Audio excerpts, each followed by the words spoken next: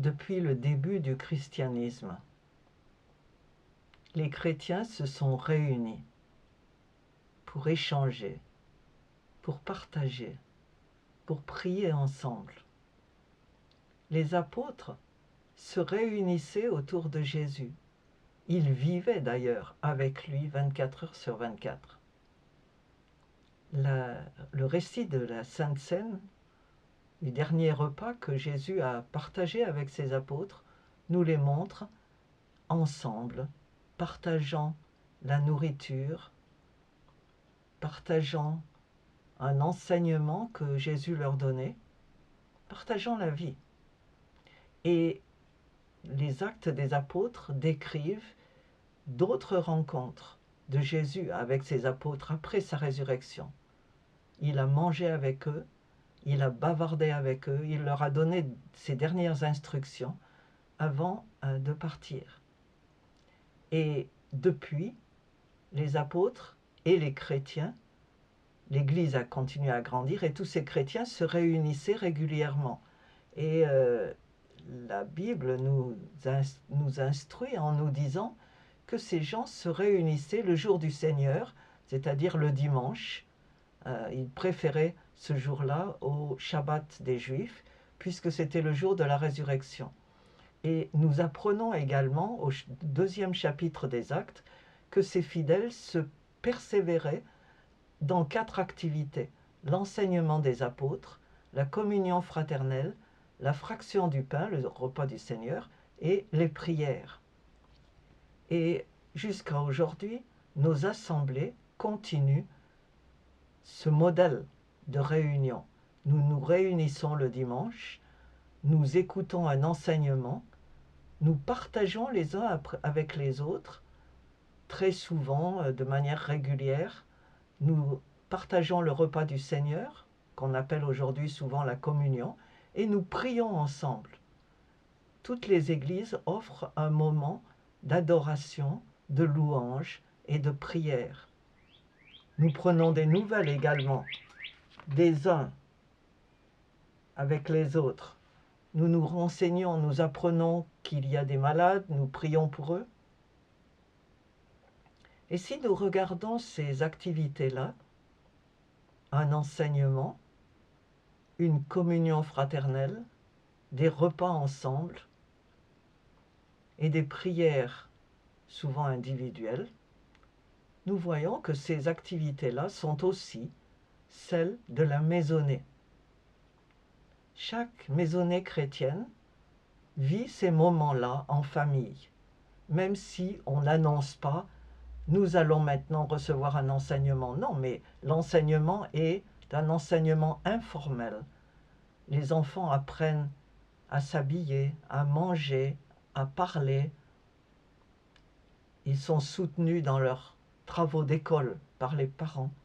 Les parents également apprennent l'un de l'autre, partagent tout ce qu'ils connaissent et tout ce qui est important pour eux. Et nous voyons que les premières églises n'étaient pas ces grands bâtiments que nous connaissons aujourd'hui, ou même ces églises, ces cathédrales du Moyen-Âge. C'était des églises de maison. À l'époque, il y avait de la persécution. Et par conséquent, les chrétiens se réunissaient dans certaines maisons qui les accueillaient, comme Lydia a accueilli les chrétiens de sa ville dans les Actes des Apôtres.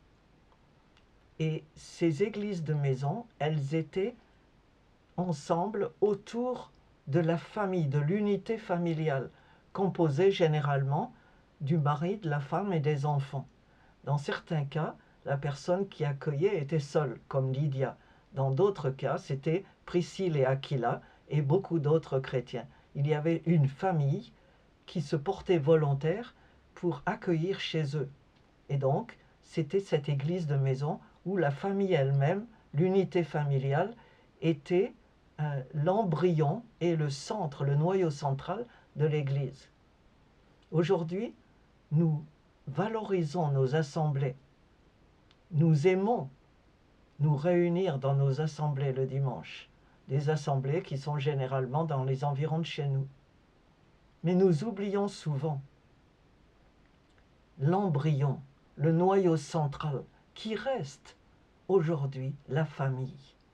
La famille est le noyau central autour duquel se construit l'Église.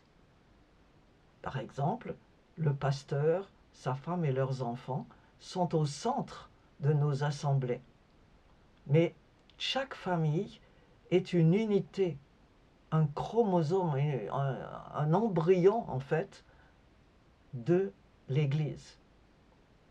Et s'il y avait aujourd'hui une persécution, il est très probable que des maisons soient de nouveau ouvertes aux petites assemblées, comme autrefois.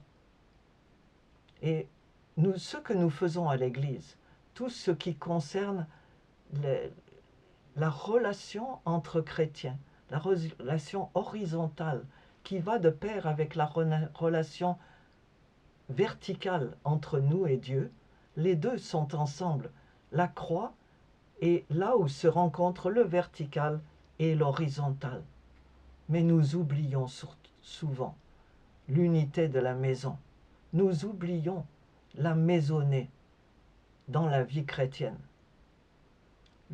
Tous les parents et les enfants sont chrétiens, alors le père prie de son côté, à sa façon, la mère prie de son côté, les enfants sont encouragés à développer une vie de prière et de relation à Dieu. Mais qu'en est-il de notre unité familiale autour de Dieu? Là aussi se situe le corps du Christ. Le corps du Christ s'est aussi manifesté dans l'unité familiale. Et nous sommes encouragés à reconnaître le corps. Paul disait, vous devez reconnaître le corps du Christ. Et il est nécessaire de le reconnaître également dans l'union familiale. Le mari et la femme étant unis par Dieu, en Dieu, et ils sont devenus un. Et personne ne peut séparer ce que Dieu a uni. Les enfants arrivent et s'agrègent à cette union, à cette unité intégrale et indissociable de la maisonnée. Et il est nécessaire que nous n'oublions pas que là aussi, comme dans nos assemblées, comme dans nos églises, Dieu est là. Et il ne peut pas être celui qui écoute en silence. C'est lui qui est à l'origine de cette union, de ce corps, qui est le couple et les enfants. C'est lui qui les dirige, qui les tient ensemble, qui en est le ciment et la raison d'être.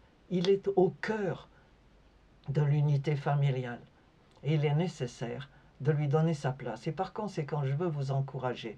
Vous n'avez pas le temps, et ce n'est pas notre propos ici d'ailleurs, de constituer une église additionnelle à la maison. Ce qu'il faut faire, ce qui est nécessaire pour respecter Dieu et lui montrer que nous reconnaissons sa présence dans le corps familial, c'est de lui parler au cours de la journée. Ça ne prend pas des heures ni des demi-heures.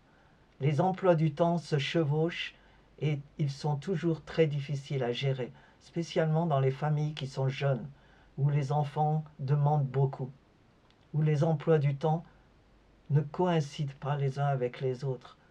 Avant d'aller se coucher, parlez à Dieu 1 minute sur le canapé là avec les enfants et dites-lui, Seigneur, on apprécie ce que tu as fait aujourd'hui. Merci et nous te confions la nuit. Merci. Et comme beaucoup le font, vous emmenez les enfants à l'école, vous parlez dans la voiture à Dieu et avec Dieu et entre eux. Oui, on fait ça. Ne le laissez pas à un moment seulement. Donnez à Dieu un peu plus qu'1 minute. Au contraire, vous pouvez lui parler tout au long de la journée. Il n'y a pas besoin d'annoncer « Prions maintenant ». La prière, c'est une conversation. Alors, poursuivez et développez cette conversation avec Dieu. Et vos enfants, en grandissant, souhaiteront continuer la conversation.